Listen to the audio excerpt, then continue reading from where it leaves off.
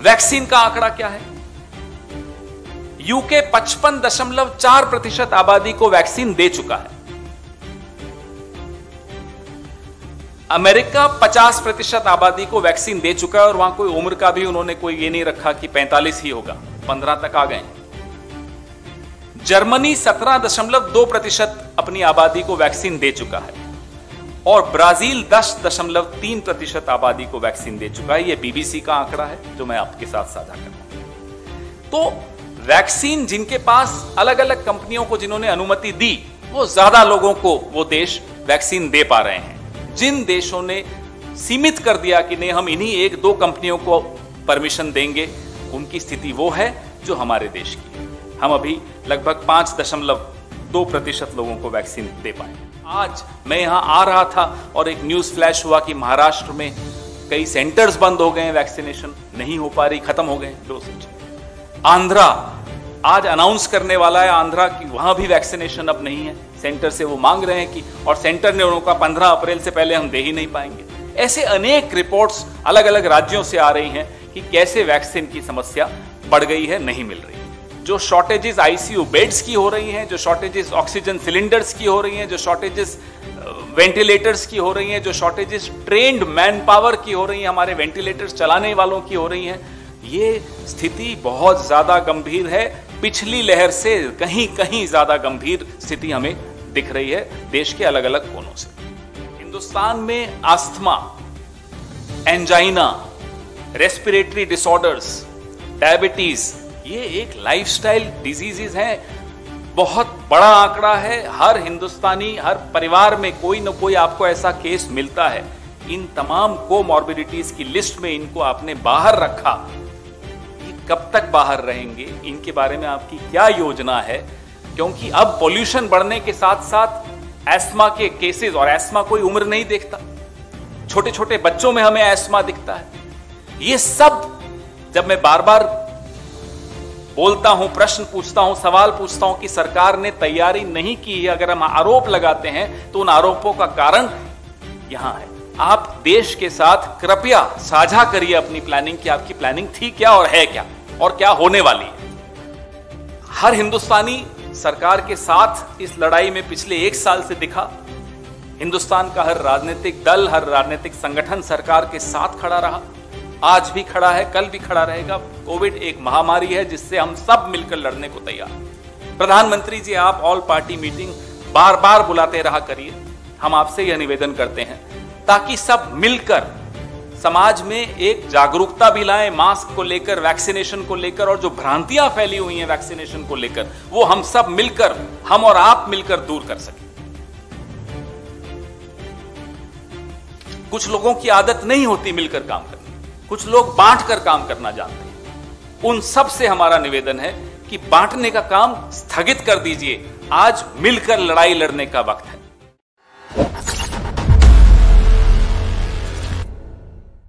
जो पीक जो हिंदुस्तान ने संख्या देखी थी मरीजों की, वो 17 सितंबर 2020 को देखी थी। वो थी 97,894 केसेस, 97,894 केसेस। ये कोविड की पहली जो वेव थी, पहली जो लहर थी, उसका पीक हिंदुस्तान ने जो देखा था। आज जो पीक हम देख रहे हैं, कल का आंकड़ा है 1,15,776 नए केसेस। ये this is a grim milestone. ये एक दुख होता है ये आंकड़ा देखकर कि पहली वेव और दूसरी वेव, हम पहली वेव को हम दूसरी से अगर तुलना करें तो समझ में आता है कि दूसरी कहीं ज्यादा भयावह साबित हो रही है। काफी प्रश्न खड़े होते हैं देश के सामने, देश की सरकार के सामने। यूएस और ब्राजील में अगर आप आंकड़ा देखेंगे मरीजों का, हम उनसे भी आगे बढ़ चुके हैं। और वहीं मैं आगे तुलना करने वाला हूं, वैक्सीनेशन का आंकड़ा अगर आप देखेंगे, इन्हीं देशों से तुलना करेंगे तो हम उनमें पीछे खड़े हैं। पूरे विश्व में हर 7 में से 1 मरीज हिंदुस्तानी है। ये बड़ा डरावना आंकड़ा है। पहले 10 मरीज जो कोविड के होते थे वो 8 और मरीजों में कोविड फैलाते थे पिछली लहर में। इस लहर में 10 मरीज कोविड के 14 नए मरीजों में बीमारी फैला रहे हैं। ये एक और भयावह आंकड़ा है। मैं ये बताना चाह रहा हूं आपको और आपके माध्यम से देश को कि ये कितने खतरनाक मोड़ पर हम खड़े हैं। कोविड जिसको अभी हम लहर बोल रहे हैं, ये कब सुनामी बन जाएगा हमें मालूम भी नहीं पड़ेगा। और जो पूरे विश्व में जो पब्लिक हेल्थ एक्सपर्ट्स हैं, भारत के एक्सपर्ट्स हैं, विदेशों के एक्सपर्ट्स हैं, जो बार बार बोल रहे हैं कि सेकेंड वेव आ चुकी है, भारत की सरकार को, हम सबको ये स्वीकार कर लेना चाहिए that the second wave is here and is threatening to be a tsunami.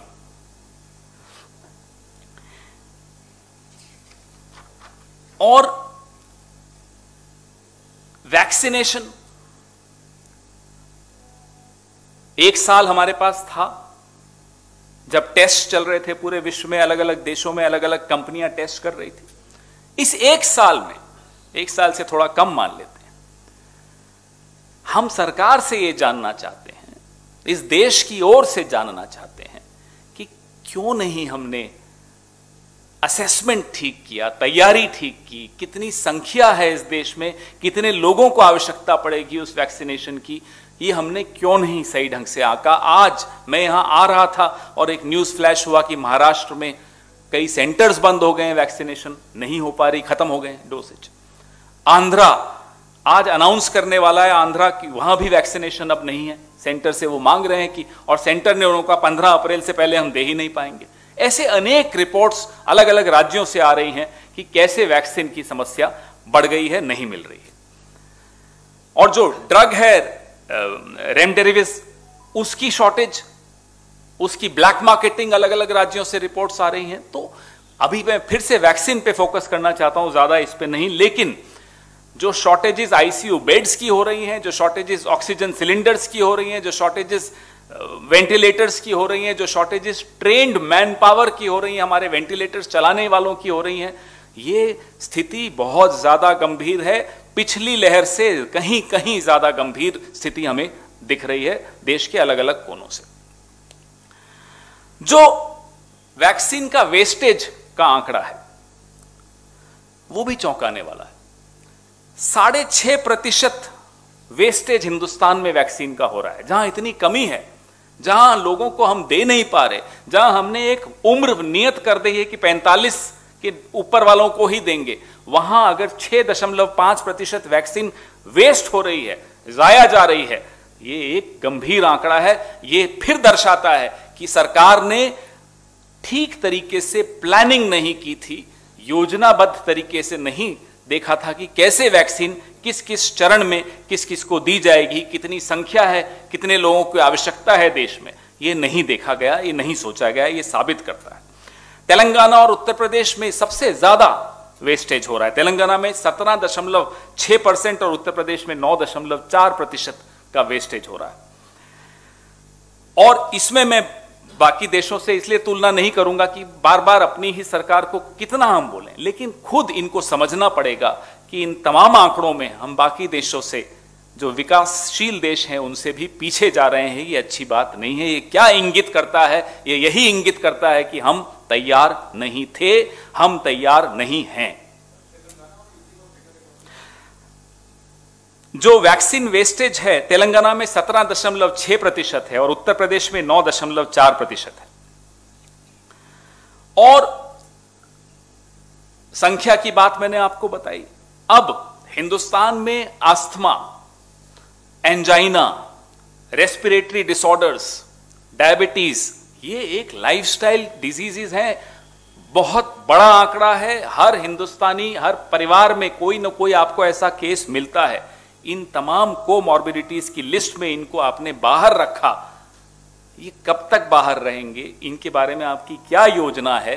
क्योंकि अब पोल्यूशन बढ़ने के साथ साथ एस्मा के केसेस, और एस्मा कोई उम्र नहीं देखता, छोटे छोटे बच्चों में हमें एस्मा दिखता है।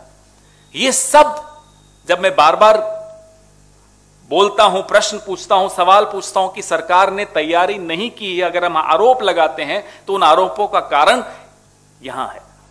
ना आपने संख्या, आपको असेसमेंट आप कर पाए देश में क्या आवश्यकता है, ना आपने comorbidities, ESMA, angina, respiratory disorders, diabetes, इनके बारे में सोचा कि इनको कैसे लाएंगे।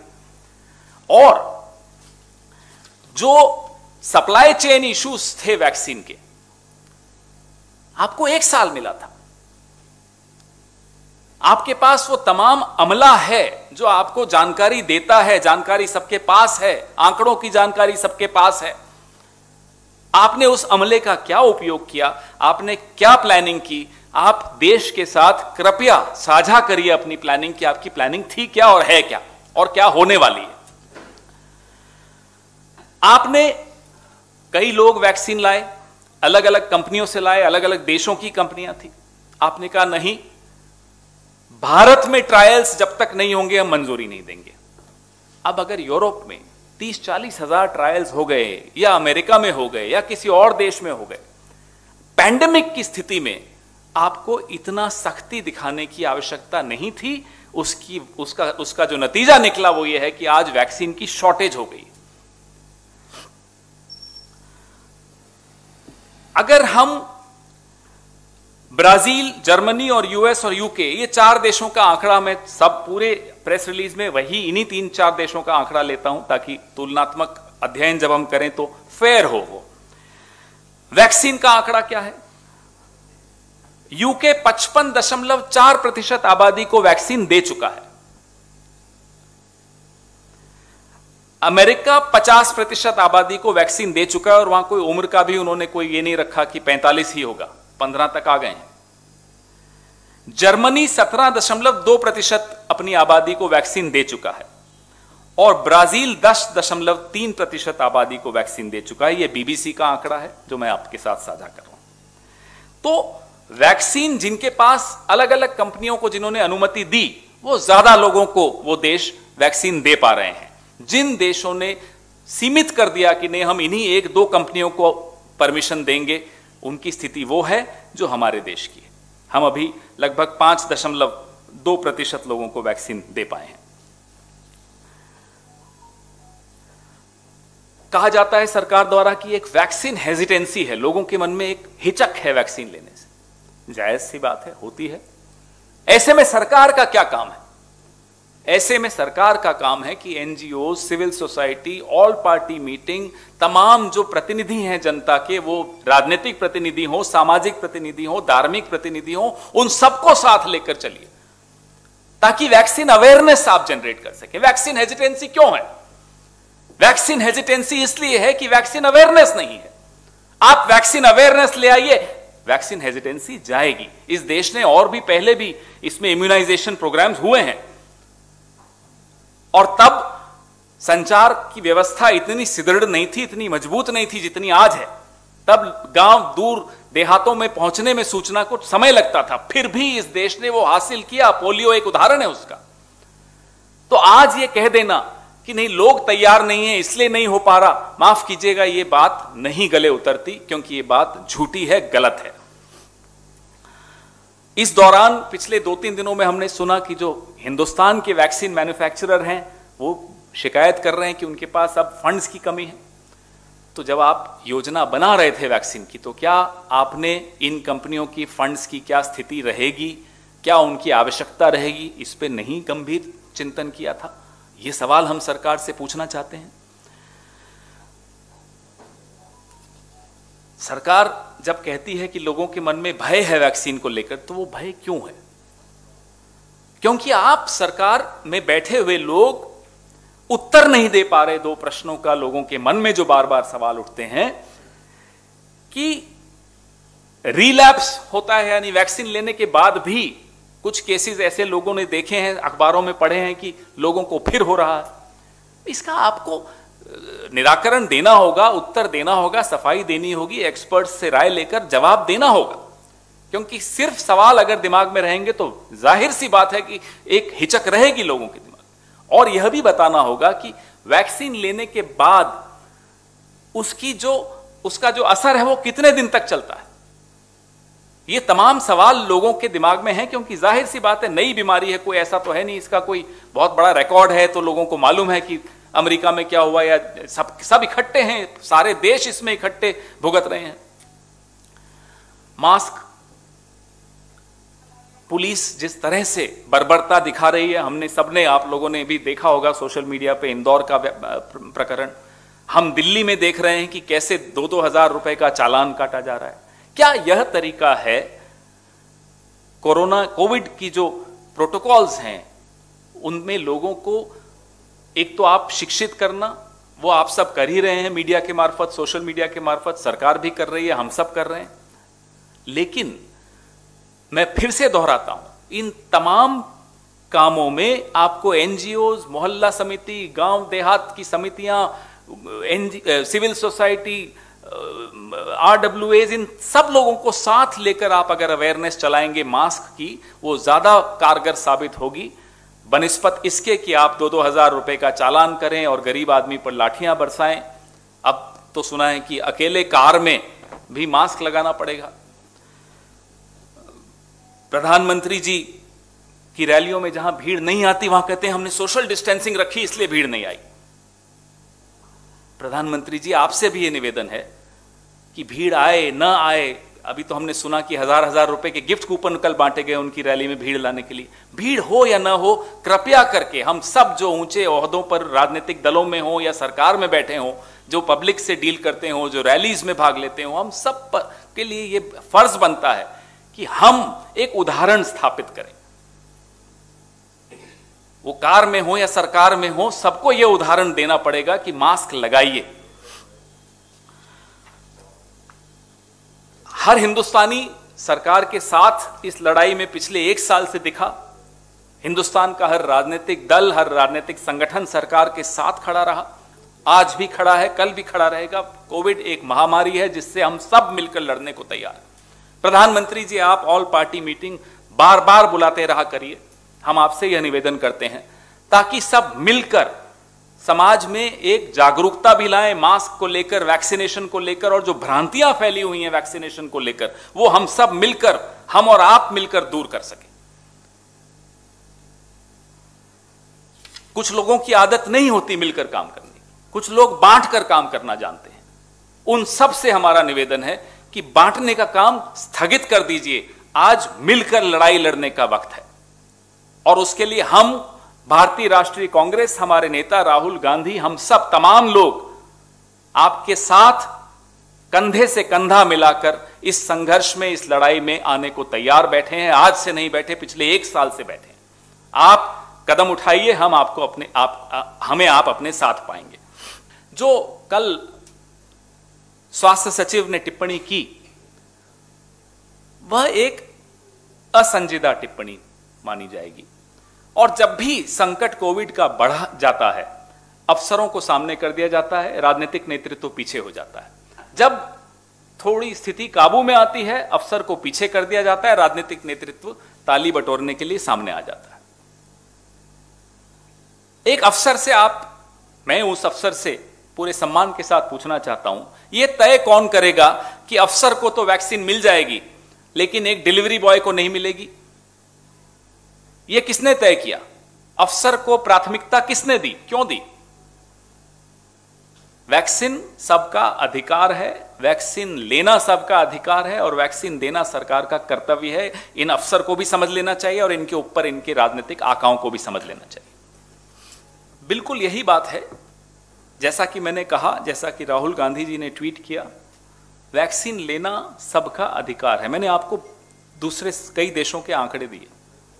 और वैक्सीन देना, क्या हमने कहा था कि पोलियो सिर्फ इस कैटेगरी के लोगों के पास रहेगा?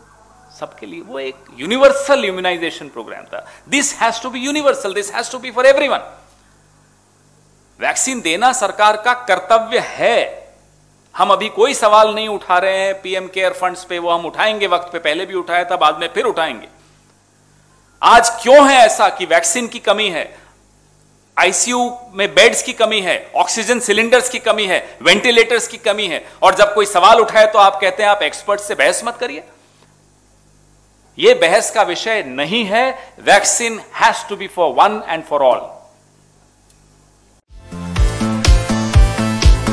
अगर आपको हमारे वीडियोस पसंद आए तो प्लीज लाइक करें, सब्सक्राइब करें और शेयर करें।